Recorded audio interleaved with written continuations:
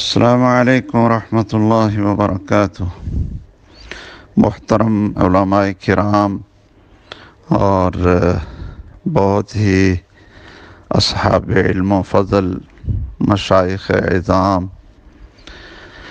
یہ پچھلے سال بھی اس مسئلے پر بحث ہوتی رہی کہ روزہ صرف 9 کا ہے یا 9 اور 10 کا بھی ہے۔ تو میرا خیال ہے پچھلے سال بھی اسی طرح ہی دلائل جانبین سے آتے رہے اور اس دفعہ بھی وہ ماشاءاللہ شروع ہو گیا ہے۔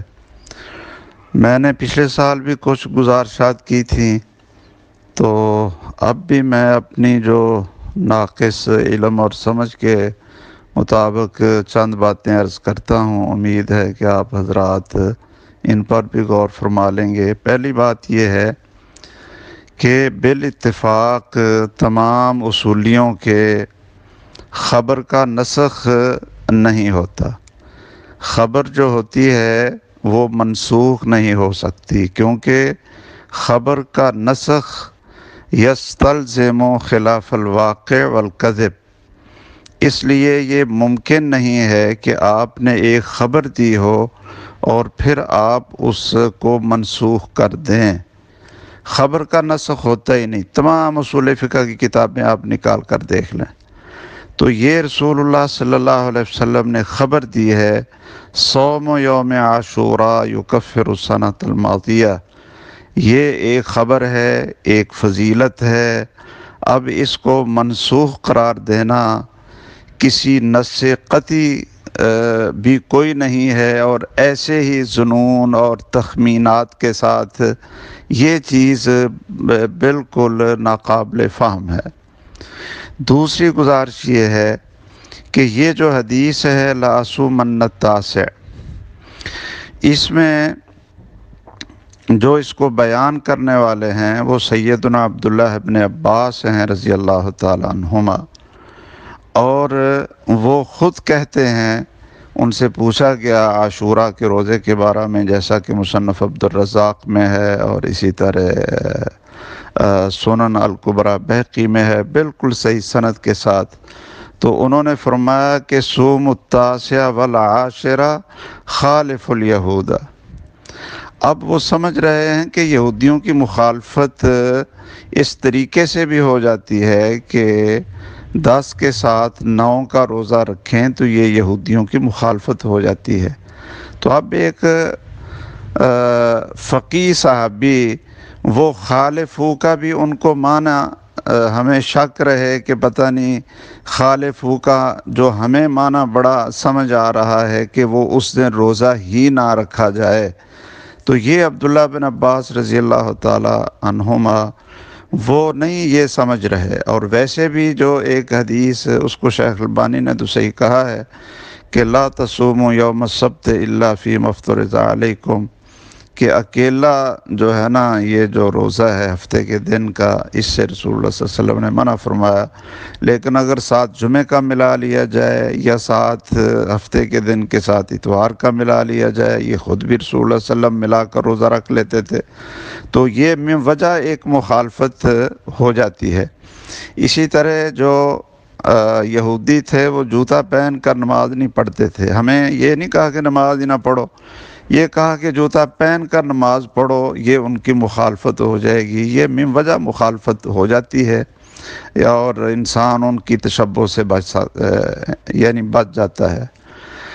تیسری گزارش یہ ہے کہ سیدنا امیر معاویہ رضی اللہ تعالیٰ عنہ مدینہ منورہ میں جب حج کے بعد واپس آئے تو اس وقت کثیر صحابہ کی تعداد موجود تھی، اور انہوں نے مسجد نبوی میں آ کر خطبہ ارشاد فرمایا، اور یا اہل المدینہ این علماؤکم، یہ بھی انہوں نے ساتھ کہا، اور یہ فرمایا کہ عاشورے کا روزہ رسول اللہ صلی اللہ علیہ وسلم نے اس کو پہلے حکم دیا تھا، اور بعد میں پھر جو آپ نے اس کا اختیار دے دیا تھا، تو ہم یہ عاشورے کا روزہ رکھیں گے۔ اب منبر پر خطبہ دینا اگر یہ چیز منسوخ ہو چکی تھی تو امیر معاویہ رضی اللہ تعالیٰ عنہ کو تو چلو شاید آپ کہیں جی ان کو تو پتہ نہیں چلا تھا نسخ کا، تو پورے اہل مدینہ کو پتہ نہیں چلا تھا یہ نسخ کا کہ یہ منسوخ ہو گیا ہے۔ کوئی اٹھ کر سیدنا امیر معاویہ سے کہہ دیتا کہ امیر معاویہ رضی اللہ تعالیٰ عنہ آپ ابھی خطبہ دے رہے ہیں اور ادھر تو یہ منسوخ یہ ہو چکا ہے، کسی کو نسخ کا پتہ ہی نہیں چلا، یہ ہمارے بعد احباب یا ہمارے کچھ ذی وقار اور گرامی قدر اساتذہ کرام میں ان کو ہی پتہ چلا کہ یہ منسوخ ہو گیا تھا، اور صحابہ کے دور میں کسی کو پتہ نہ چلا کہ یہ منسوخ ہو گیا تھا اور مسجد نبی میں خطبہ دیا جا رہا ہے۔